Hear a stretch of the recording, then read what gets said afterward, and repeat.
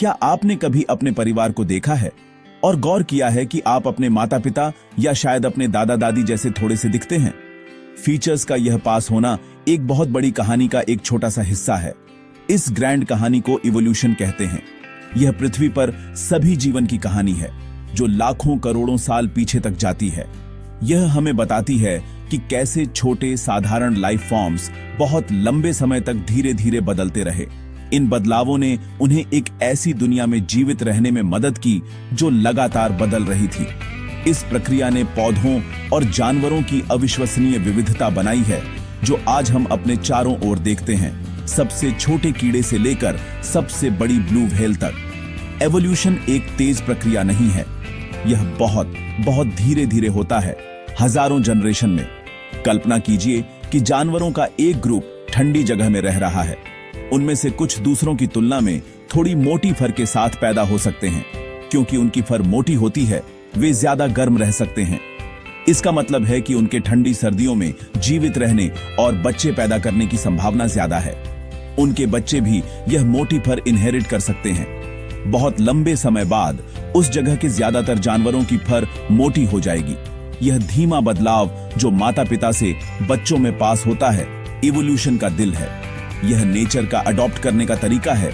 यह आइडिया हमें अपनी कहानी, ह्यूमन इवोल्यूशन की कहानी को समझने में मदद करता है। हम हमेशा ऐसे नहीं थे जैसे हम आज हैं।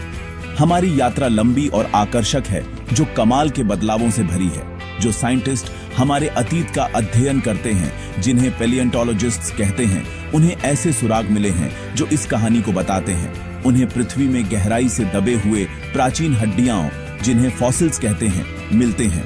ये फॉसिल्स एक पहेली की तरह है।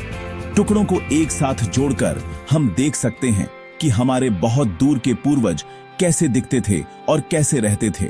यह जीवित रहने, एडेप्टेशन और अविश्वसनीय ट्रांसफॉर्मेशन की कहानी है जो लाखों सालों से चली आ रही है। तो जब हम एवोल्यूशन की बात करते हैं तो हम समय के साथ बदलाव की बात कर रहे होते हैं।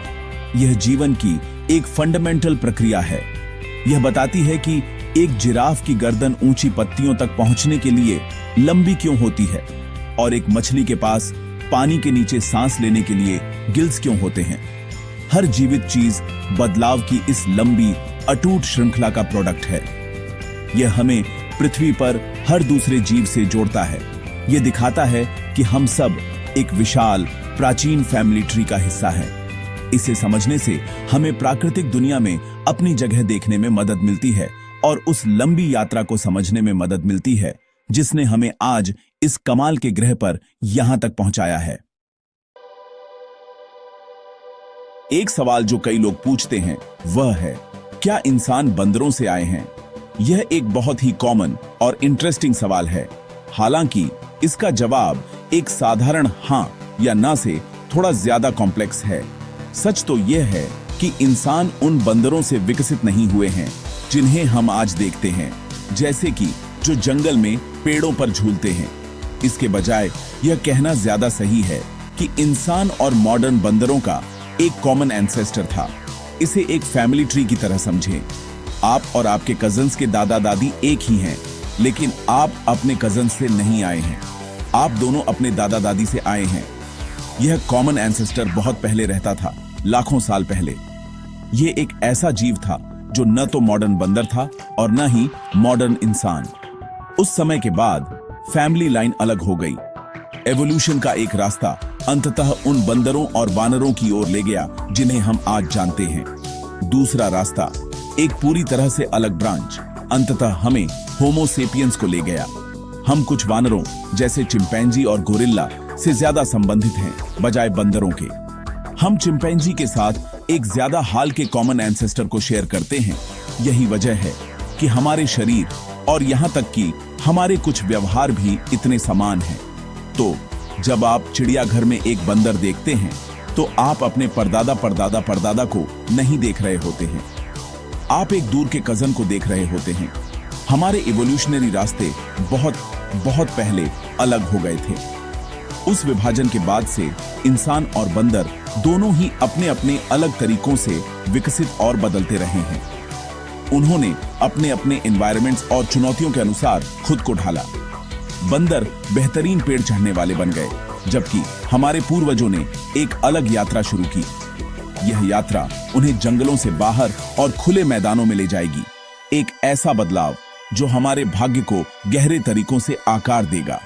इस रिश्ते को समझना हमारी अपनी कहानी को समझने की कुंजी है। यह बंदर से इंसान तक की सीधी रेखा नहीं है। यह कई अलग अलग रिश्तेदारों के साथ एक बड़ा शाखाओं वाला पेड़ है। उनमें से कुछ रिश्तेदार जैसे निएंडरथल एक समय के लिए हमारे पूर्वजों के साथ रहते थे, लेकिन अंततः गायब हो गए। हम इस महान प्राइमेट फैमिली ट्री की अपनी विशेष शाखा पर अंतिम जीवित प्रजाति हैं। यह हमारी यात्रा को और भी खास बनाता है और एवोल्यूशन के लंबे शाखाओं वाले रास्ते को उजागर करता है, जिसने हमारे ग्रह पर सभी जीवन को आकार दिया है, जिसमें हमारा अपना भी शामिल है।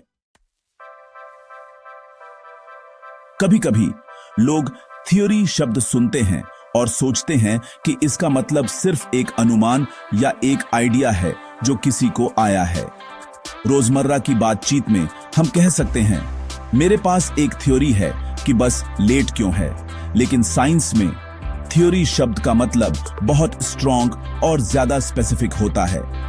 एक साइंटिफिक थ्योरी सिर्फ एक अनुमान नहीं है, यह एक पावरफुल एक्सप्लेनेशन है कि नेचुरल वर्ल्ड में कुछ कैसे काम करता है।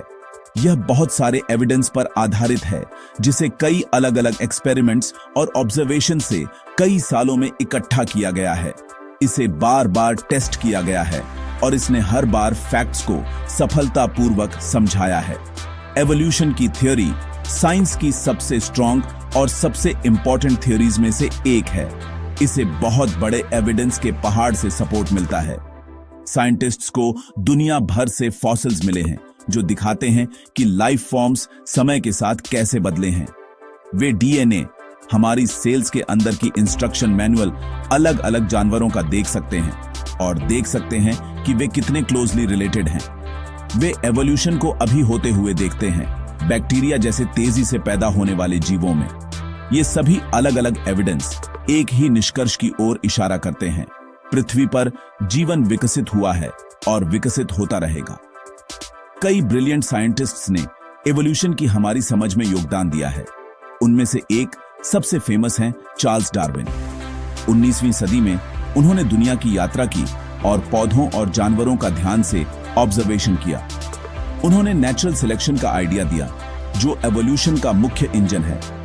यह वही प्रक्रिया है जिसके बारे में हमने पहले बात की थी, जहां उपयोगी लक्षणों वाले व्यक्तियों के जीवित रहने और उन लक्षणों को अपने बच्चों तक पहुंचाने की ज्यादा संभावना होती है। उनका काम उनकी फेमस किताब on the origin of species में समझाया गया है।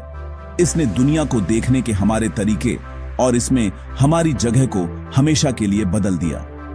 तो जब साइंटिस्ट्स एवोल्यूशन की थ्योरी की बात करते हैं तो वे डाउट एक्सप्रेस नहीं कर रहे होते हैं, वे एक वेल सपोर्टेड कॉम्प्रिहेंसिव एक्सप्लेनेशन का जिक्र कर रहे होते हैं जो समय की कसौटी पर खरा उतरा है। यह पृथ्वी पर जीवन की अविश्वसनीय विविधता के लिए हमारे पास सबसे अच्छा एक्सप्लेनेशन है।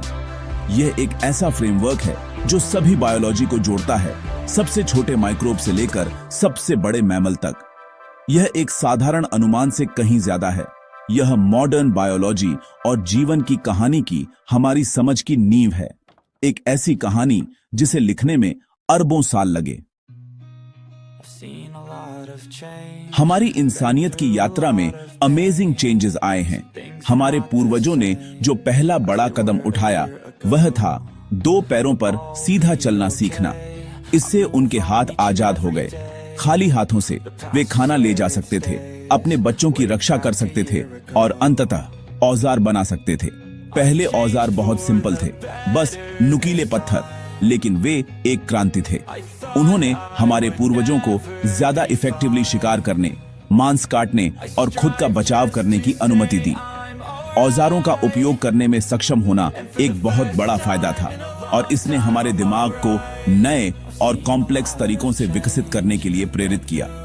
जैसे जैसे हमारे पूर्वजों का जीवन ज्यादा कॉम्प्लेक्स होता गया, उनके दिमाग बड़े होने लगे। एक बड़ा दिमाग मतलब वे ज्यादा मुश्किल प्रॉब्लम्स को हल कर सकते थे, बेहतर कम्युनिकेट कर सकते थे और स्ट्रॉन्ग सोशल ग्रुप्स बना सकते थे। उन्होंने आग को कंट्रोल करना सीखा, जिसने गर्मी, शिकारियों से बचाव और खाना पकाने का एक तरीका प्रदान किया। पका हुआ खाना पचाना आसान होता है और ज्यादा एनर्जी देता है, जिसने हमारे एनर्जी हंग्री दिमाग के विकास को और सपोर्ट किया। ये डेवलपमेंट रातों रात नहीं हुए, वे सैकड़ों हजारों सालों में हुए, जिसमें हर नई क्षमता पिछली पर आधारित थी, जिसने हमें आज के इंसान में ढाला। चार्ल्स डार्विन के नक्शेकदम पर चलते हुए कई साइंटिस्ट्स ने अपने जीवन को हमारे अतीत को उजागर करने के लिए समर्पित किया है। ली की फैमिली, लुईस, मैरी और उनके बेटे रिचर्ड जैसे लोगों ने अफ्रीका में जबरदस्त फॉसिल डिस्कवरीज की। उनके काम ने साबित किया कि मानवता की कहानी उस कॉन्टिनेंट पर शुरू हुई थी। उन्होंने हमारे प्राचीन रिश्तेदारों जैसे ऑस्ट्रालोपिथिकस और होमो हैबिलिस की हड्डियां खोजी, जिससे हमें अपने गहरे इतिहास से एक टेंजिबल कनेक्शन मिला। ये डिस्कवरीज हमारे परिवार के सबसे पुराने फोटो एल्बम से खोए हुए पेज खोजने जैसी हैं, जो हमें यह समझने में मदद करती हैं कि हम कहां से आए और हमने क्या यात्रा की। यह सब क्यों मायने रखता है? ह्यूमन एवोल्यूशन के बारे में जानना क्यों जरूरी है? हमारा अतीत समझना हमें आज खुद को समझने में मदद करता है। यह हमें बताता है कि हम प्राकृतिक दुनिया से जुड़े हुए हैं और बदलाव जीवन का एक कांस्टेंट हिस्सा है। यह हमें अपने शरीर के बारे में सिखाता है। हम दो पैरों पर क्यों चलते हैं, हमारे दिमाग इतने बड़े क्यों हैं और हम सोशल क्रिएचर्स क्यों हैं। यह लचीलेपन, सरलता और अडेप्टेशन की कहानी है। हमारे पूर्वजों द्वारा तय किए गए लंबे रास्ते को देखकर हम पृथ्वी पर जीवन की निरंतर कहानी में अपनी जगह को बेहतर ढंग